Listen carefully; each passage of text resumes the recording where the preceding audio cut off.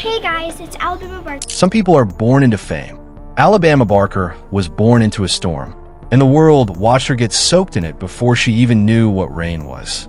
Her parents, Travis Barker, the tattooed rock god behind the drums of Blink 182, and Shauna Moakler, former Miss USA and Playboy Playmate, were already living lives too big for most people to imagine.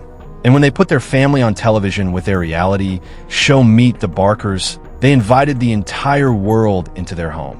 Alabama wasn't even born yet when the cameras turned on. She arrived into a world that was already watching, already judging, already forming opinions. That's not a childhood. That's a casting call. When the show ended and her parents divorced in 2006, Alabama was barely old enough to understand what a family was before hers was already broken. But broken families are common. What wasn't common was growing up with your father's name in every music magazine, your stepmother's face on every television screen, and your own face slowly becoming content before you could even consent to it. By the time Alabama was 9 years old, she had 75,000 followers on Instagram and Musical.ly, the app that would later become TikTok. 9 years old. Most 9-year-olds are worried about homework and cartoons. Alabama was already an influencer, already a brand, already a target, and the targets came early. In 2016, a YouTuber named Ricegum made a video mocking her. Tell me how old you think she is. You're probably like 12, 13. No, this girl is 10 years old. Why does she look so old in this picture? And first off, how is she born? And again, with the makeup. A 10-year-old child for wearing makeup and looking too old. His fan base swarmed her. A 10-year-old girl was getting death messages and cruel comments from grown adults and teenagers who thought punching down a child was content worth making. Travis and Shauna fought back. Legal pressure was reportedly applied. The video came down, but the damage was already seeded. Alabama Barker learned early that the internet was not a safe place for her, and yet was the only stage she had. She started making music with her dad's help. Her first song was fun, innocent, age-appropriate pop. She did press tours, interviews. She had a YouTube channel. She was working, genuinely working, at an age when most kids are still figuring out what they want to be. But here's what nobody talks about enough. Working that hard, that publicly, that young doesn't build you. It hollows you out. It replaces your identity with a performance. And Alabama spent years performing without ever being given the space to just exist. When Travis and Kourtney Kardashian went public in early 2021, the spotlight that had always been on Alabama became blinding. Suddenly, she wasn't just Travis Barker's daughter. She was connected to the most media-saturated family on the planet. And the world looked at her, really looked at her, for the first time at a massive scale. What they saw was a 15-year-old in revealing outfits doing mature dance moves, and the internet lost its mind. Now here's where this story gets complicated. Because yes, some of what Alabama was putting out was inappropriate for her age. But the question nobody was asking was, who allowed it? Who was the adult in the room? She wasn't buying her own clothes. She wasn't booking her own photo shoots. She wasn't managing her own social media strategy.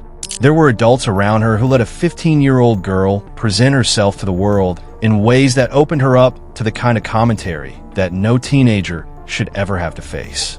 The internet blamed Alabama. The internet should have asked harder questions about the people around her. And then there was Shauna.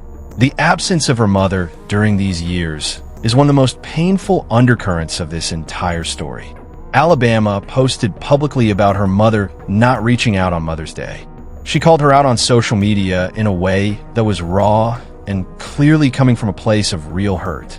Shauna responded with interviews saying she felt alienated, manipulated, pushed out by the Kardashian influence. And honestly, listening to Shauna speak about it, you hear a mother who genuinely believes she was weaponized against, whether she's completely right or not. The reality is that Alabama grew up without a consistent maternal presence during the most vulnerable years of her life. And that absence leaves marks that no amount of followers or designer clothes can fill. The cultural appropriation chapter of Alabama's story is one that deserves to be handled carefully, but handled honestly. Starting around 2022 and escalating through 2023, Alabama began shifting her entire identity. The AAVE crept into every sentence. The makeup got noticeably darker. The friend group changed. The music shifted toward drill and rap.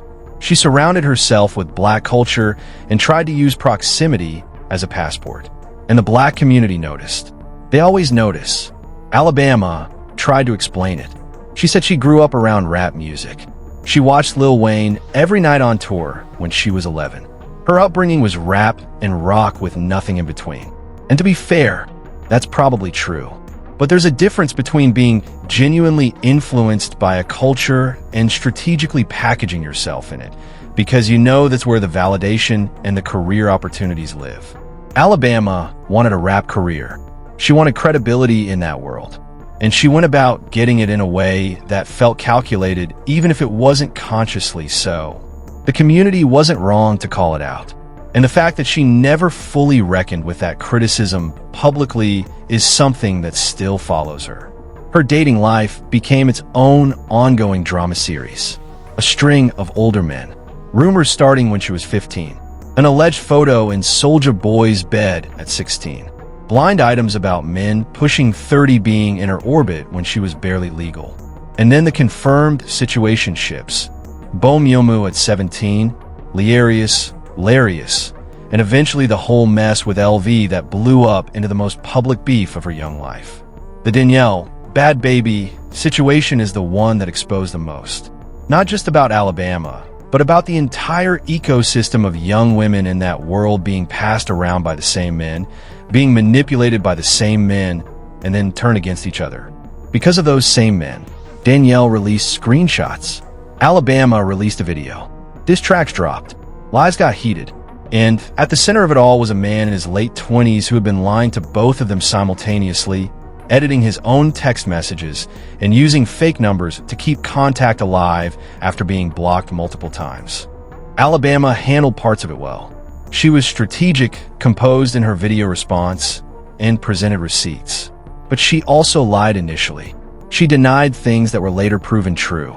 And her pattern of pursuing men who were already in relationships, whether she knew or not in each case, was a pattern that multiple women were pointing to consistently.